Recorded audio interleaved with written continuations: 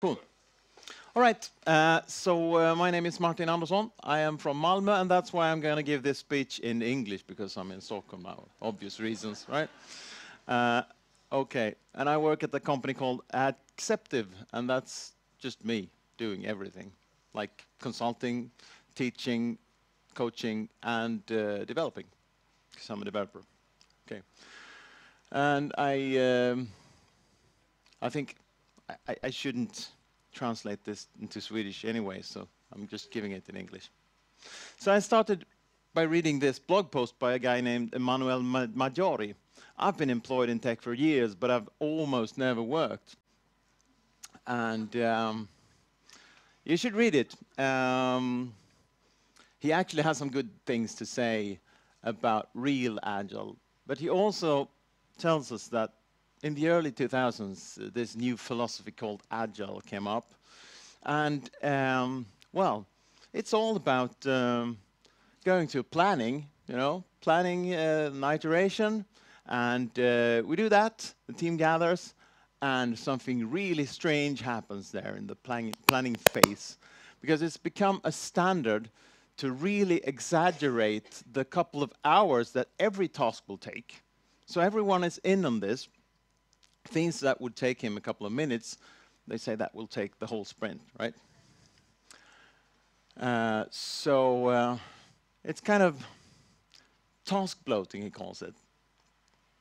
So Agile is all about sacrificing productivity and the name of predictability, right? Estimation is a promise that we will be ready with this at the end of the sprint, right?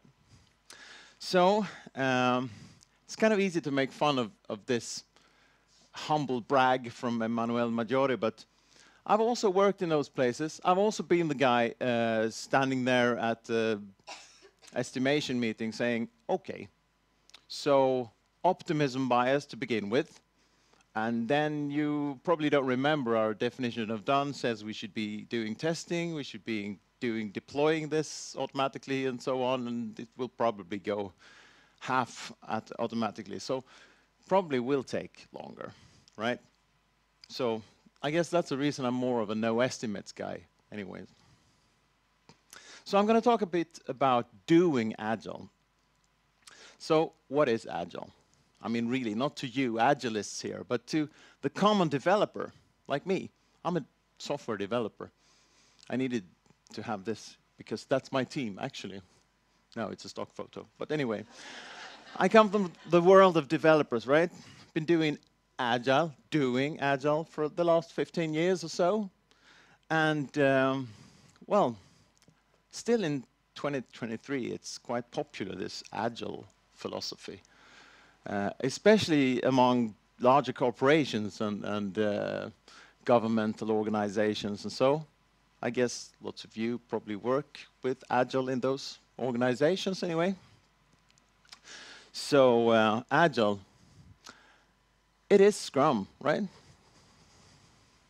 At least if you look at the annual Agile State report from last year, 87% of everyone doing Agile is doing Scrum practices or Kanban.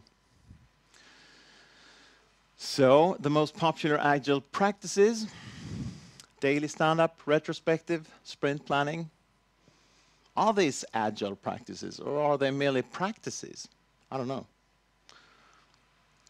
At least if you ask Maggiori again, he says, the idea of a stand-up meeting is to create some kind of team synergy. But I've never seen that happen.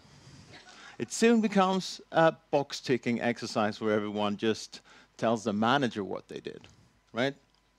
So is the daily stand-up actually an Agile practice? I doubt it. So why do we keep, we, Agile teachers, coaches, whatever, Agilists, why do we keep teaching people how to do Agile? Like, let's do this motion, let's do this choreography, because that will make you Agile, right? I'm not really sure that's how it should be or work. But I do teach Scrum, and even I think that Scrum is just a bunch of meaningless rituals. if you don't have a purpose with it. I mean, really, if we don't get everyone involved to understand why we're doing the daily stand-up, why should we even bother doing it? Is it a good thing to get Agile, to actually have this reporting to the managers meeting? I'm not sure about that. So stop doing dailies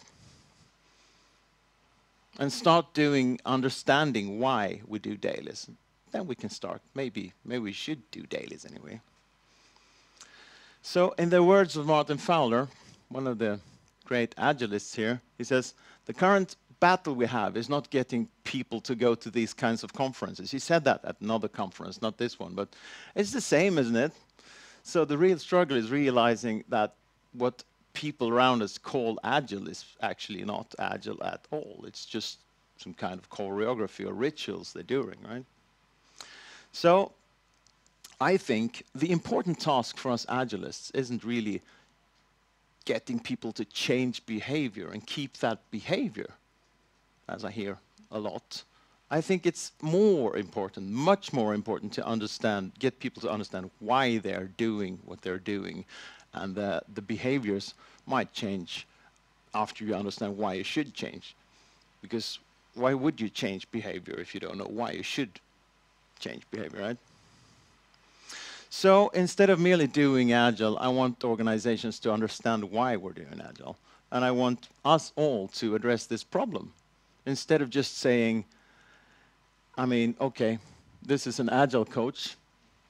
I mean, it's 2023, and I thought that I needed to get AI into this in some way or another. So I said, okay, I want an Agile coach, happy, holding up 2 fingers, with Post-its, behind him, not on the shirt. But anyway, AI is good of this.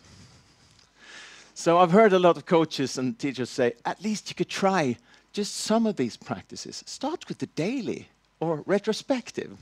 Yeah. And hoping that will make some kind of gradual impact, just magically turn people agile because they're doing these motions or choreographies.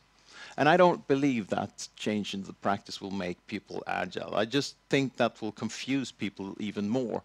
And that's why Agile sucks, right? Thank you very much.